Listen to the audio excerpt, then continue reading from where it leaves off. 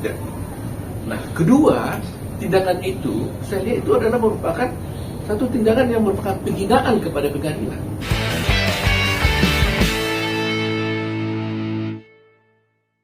Terima kasih. Salam Pak Pramoto. Pak, ini masih terkait masalah kemarin sih sebetulnya. Cuma kalau saya personal sih mau bertanya tentang contempt of court sendiri. Ini kasus apa? Urusan mana ini? Kisruh. Apa yang Jakarta Utara, Bang? Nah, jadi terkait dengan contempt of court sendiri, itu kan sebetulnya tidak ada dalam undang-undang ya Pak. Apakah masuk dalam penghinaan atau sebuah kejahatan contempt of court itu sendiri Pak? Jadi bicara tentang, saya bicara ini sebagai advokat yang lagi cuti aja ya. Kan saya sebagai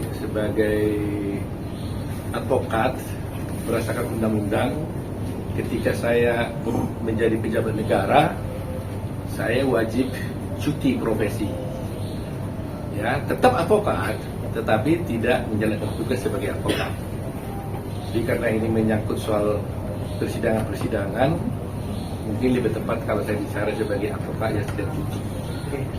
Nah, bicara tentang contempt of court, memang ini kita kenal dalam dunia peradilan dimanapun, baik di luar negeri maupun di Indonesia, dikenal contempt of court, tapi nggak ada dalam undang-undangnya.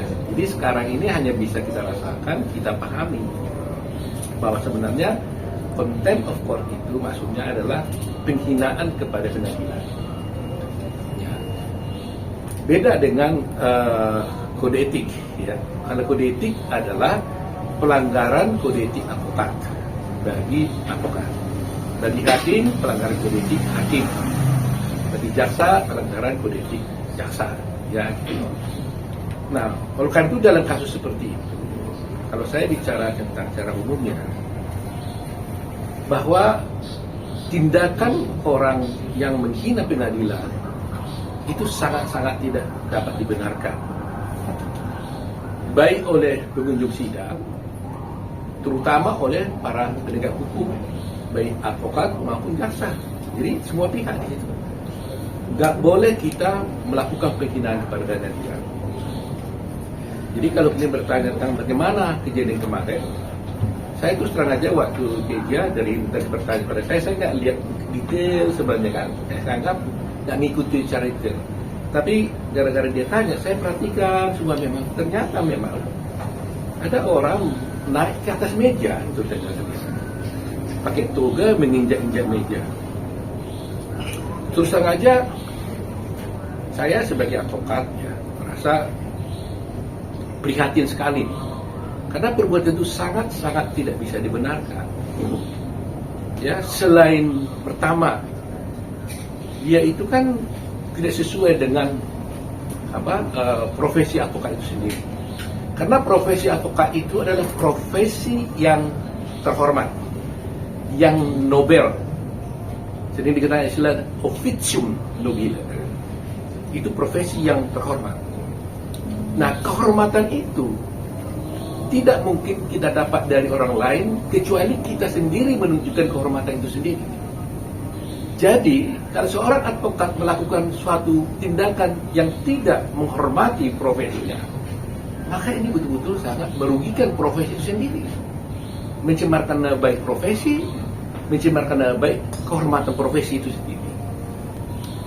Jadi ini betul-betul tidak boleh terjadi. Nah, kedua, tindakan itu, saya lihat itu adalah merupakan satu tindakan yang merupakan penghinaan kepada pengadilan. Kalau kita tidak lagi menghormati pengadilan, pasti kita akan mengalami suatu degradasi penegakan hukum, ya kan? Nah, itu sebabnya juga seorang hakim juga kan dituntut juga untuk dia bisa memimpin persidangan itu dengan baik, ya kan? Bahkan hakim juga bisa mengeluarkan orang dari luar persidangan. Ya, ini kewibawaan seorang hakim di dalam pengadilan. Nah, jadi kalau kalian bertanya ada kejadian bahwa seperti itu di dalam ruang persidangan, dengan tegas saya menyatakan bahwa itu sangat tidak dapat dibenarkan. Ya, sangat dibenarkan, merugikan profesi advokat, merugikan kewibawaan pengadilan, dan tentu juga merugikan para pencari keadilan. Itu yang ingin saya sampaikan dalam keadaan seperti itu. Pernah katakanlah ini kan anggaplah hal yang sangat memalukan gitu, Pak. Menghilangkan marwah pengadilan, profesi juga segala macam gitu. Hal-hal Bukan seperti- memalukan saja, merendahkan ya. merendahkan profesi advokat itu sendiri. Oke, ini kan personal yang dilakukan secara personal. Loh iya tentunya Untuk makanya. bukan oknum ya, untuk orang tersebut, lawyer tersebut, hal apa sih Bang? Selain untuk dikeluarkan dari keorganisasian ya Bang gitu. Kalau aturan umumnya dalam dunia profesi advokat dimanapun, ya kan? Karena organisasi advokat itu kan dibuat berdasarkan undang-undang advokat. Oleh karena itu, seperti kita beradi umpamanya, itu ada mandat untuk membentuk Dewan Kehormatan. Ada juga mandat membentuk komisi pengawas. Dewan Kehormatan itu bertugas mengadili atau memeriksa suatu perkara kode etik yang dilaporkan kepada dia. Jadi dia hanya bisa memeriksa apabila ada pengaduan. Komisi pengawas itu bisa bertindak apabila dia lihat ada advokat yang bertindak diduga melakukan suatu pelanggaran, dia bisa langsung memanggil orang itu. Ya kan? Baru setelah itu bisa juga akhirnya dia membawa itu kepada Dewan Kehormatan. Tetapi persoalan ini sekarang kan tidak hanya di dalam organisasi advokat.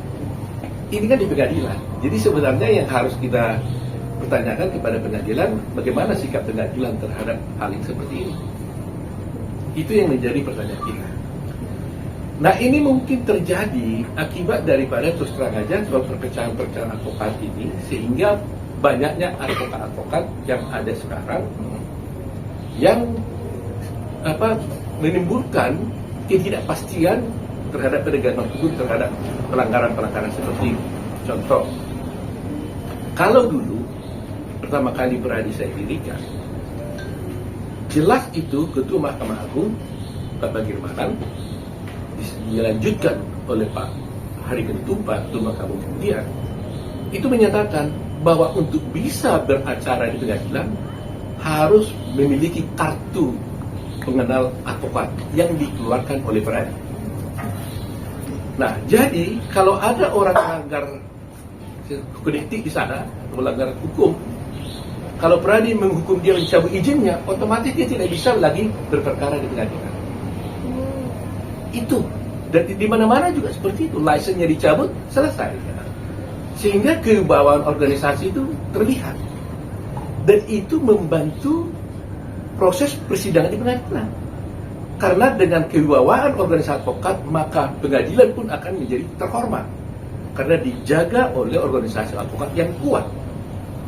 Nah, kalau organisasinya tidak seperti ini, terjadi seperti ini, bagaimana? Bagaimana tindakan pengadilan? Karena kewenangan pengadilan hanyalah terbatas kepada penyumpahan advokat. Jadi umpamanya organisasi advokat mengangkat seseorang advokat, kemudian diajukan ke pengadilan untuk bersumpah di pengadilan tinggi. Karena undang-undangnya mengatakan seorang advokat sebelum menjalankan tugasnya, dia wajib bersumpah di pengadilan tinggi. Hanya satu pasal ini, campur tangan pengadilan kepada dunia advokat ini. Nah, dulu yang boleh mengajukan penyumpahan itu hanya Peradi. Nah, sekarang yang boleh mengajukan penyumpahan seluruh advokat. Nah, seandainya lah ada yang melanggar sebetulnya menghina pengadilan, oleh organisasinya itu dicabut izinnya umpamanya, kemudian orang ini pindah ke organisasi advokat yang lain, kan nggak bisa diapa-apain juga, tetap dia bisa beracara. Yang lebih parah sekarang ini ada tendensi advokat setelah diangkat oleh satu organisasi advokat, kemudian disumpah oleh pengadilan tinggi, lantas dia kan bisa beracara, kemudian melanggar hal seperti ini, melakukan penghinaan pengadilan, dia menyatakan keluar dari semua organisasi manapun dia ada. Umpamanya dia menjadi masuk di organisasi X, dia bilang saya keluar, dan tidak mendaftarkan dirinya sebagai advokat sebagai anggota daripada organisasi itu. Bayangin, siapa yang mengawasi dia? Ini yang betul-betul sangat berbahaya. Jadi ada satu individu mengaku diri sebagai penegak hukum, tidak terdaftar di organisasi advokat manapun, dia bebas berkeliaran melakukan perbuatan hukum apapun. Dan kalau dia menipu kliennya, dia tidak ada satu orang pun yang bisa menindak dia. Itu mereka. Karena itu tendensinya sekarang. Dia bilang, ngapain saya daftar jadi advokat organisasi apapun? Supaya saya bebas berbuat apa saja. Nah, ini yang berbahaya. Itu legal bang sekarang bang. Kenyataannya, faktanya banyak. Tapi Nah, dia punya itu- bas bang, Hmm? nggak punya bas. Dia punya bas, oke? Katakanlah diangkat dia oleh organisasi, jadi advokat kan, kemudian disumpah di paling tinggi, kemudian berpraktek. Setelah itu dia keluar dari organisasi advokatnya. Lantas kalau dia melanggar kode etik, siapa yang mengadili? Kalau selama ini isunya kan dia pindah, masih mendingan di tempat lain dia bisa jadi. Ini enggak, dia enggak pindah, dia keluar, tidak mau jadi anggota organisasi advokat. Ini yang selalu saya suruhkan itu. Jadi ini yang harus dipertimbangkan oleh semua para pihak-pihak terkait. Bahayanya. Nah, akibatnya apa? Yang rugi pencari keadilan, yang rugi klien-kliennya. Klien-klien itu kan pencari keadilan. Jadi bayangkan seorang advokat tidak terdaftar di dalam satu organisasi advokat, melakukan proses bantuan hukum, dia tipu kliennya, nggak ada yang bisa mengadili. Kecuali penipuan mungkin bisa dibawa ke polisi, tidak. Beda. Inilah yang berbahaya dalam sekarang ini. Bang, mungkin nggak bang ketika hal itu terjadi maka pengawasan itu ada di pengadilan tinggi karena relationship keluarnya dia beracara itu dari advokat itu kan tadi abang bilang pengadilan tinggi hanya satu ayat itu, satu pasal itu yang terlibat langsung di dalam organisasi advokat. Apakah dari pengawasan pengadilan tinggi ini bisa untuk Pengadilan tinggi tidak punya kewenangan apapun mengawasi advokat. Kewenangan mengawasi advokat itu ada di dalam organisasi advokat. Makanya single bar kan, makanya kan undang-undang advokat dibuat. Bahkan di dalam undang-undang advokat disebutkan setiap anggota advokat, setiap advokat maksudnya, wajib menjadi anggota daripada organisasi advokat itu, wajib dia. Supaya apa? Ya supaya diawasi. ada kontrol? Karena dia diangkat oleh advokat itu, diberhentikan juga oleh organisasi advokat itu. Diangkat oleh organisasi advokat, diberhentikan oleh orang advokat. Nah sekarang kita angkat dia kemudian berpraktek sebagai advokat setelah disumpah oleh pengadilan tinggi, terus dia keluar dari organisasi advokat itu, bebaslah bebas bekerja. Seperti dia yang bekerja di hutan belantara. Ini gak dipikirkan orang. Nah tentunya ini harus menjadi perhatian kita. Karena kalau ini terus dibiarkan, akan korbanlah para pencari keadilan ini. Rakyat kita ini akan korban semua. Dan itu bisa kita ambil diri kita, ibu kita, tante kita, opung kita, semua bisa jadi korban. Jadi padanannya gampangnya, kalau seorang dokter tidak punya kualitas, tidak punya kemampuan, tidak ada yang bisa mengawasi dia nyuntik orang mati, dia nggak ada masalah. Bayangkan itu. Nah itulah sebabnya dari dulu kita menuntut supaya single bar ini kualitas, ada yang mengawasi dia. Nah kasus seperti ini ternyata juga, makanya ada yang bersiterusan kan, akhirnya dia komplain, kemana dia harus mengadu? Kalau dia mengadu ke organisasi advokat, ya boleh. Kemudian dipecat dari organisasi itu. Kalau dulu isunya dia pindah, dihukum di sana lagi, pindah lagi. Masih mendingan dia pindah. Sekarang saya katakan dia tidak masuk, keluar aja. Tetap dia bisa beracara. Karena apa? Karena pengadilan tinggi, pengadilan hanya membolehkan orang berpraktek apabila ada bas berita acara sumpah. Kan lucu. Bagaimana orang beracara di pengadilan berita acara sumpah yang dipakai? Sebenarnya kartu pengangkatan dia sebagai advokat dong, bahwa dia sah menjadi advokat. Nah, kalau keluar dan pindah itu kan hal yang wajar ya Bang.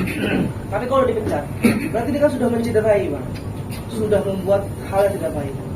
Kalau sudah dipecat, apakah bisa pindah ke yang lain atau yang lain berhak menerima?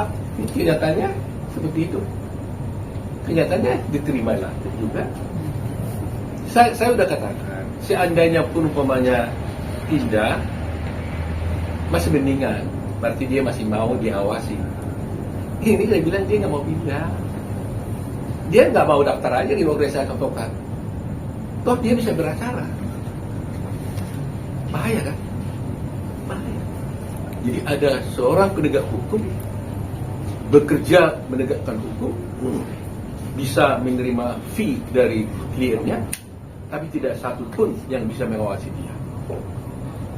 Bang, terkait sidang Kisruh kemarin kan Bang Hotman Paris meminta langsung ke Pak Oto nggak Bang terkait meminta bantuan saat sidang Kisruh kemarin? Kan kemarin udah sempat disonding tuh sama Bang Hotman tentang saya Oto Hasibuan gitu.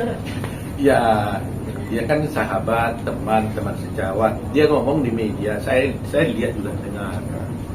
Tetapi saya hanya terbatas, tentunya saya bisa membantu apa. Ini seperti saya sudah sampaikan tadi masalahnya, ya kan? Saya hanya bisa menjelaskan secara umum pernyataan saya seperti ini. Kalau ini kan saya bisa bertanggungjawabkan. Dan ini adalah tuntutan setiap orang, tuntutan semua rakyat Indonesia. Hendaknya seorang advokat itu adalah bermartabat, Nobel, terhormat, menjaga kode etik, ya, terus melindungi kliennya. Itu tugas seorang advokat dan wajib untuk menjaga kehormatan martabat pengadilan. Kita ini udah puluhan tahun jadi advokatnya. Saya bisa paham. Kadang-kadang kita pun banyak juga berbeda pendapat dengan sikap daripada pengadilan, umpamanya hakim. Yang namanya bersidang kan selalu ada perbedaan pendapat.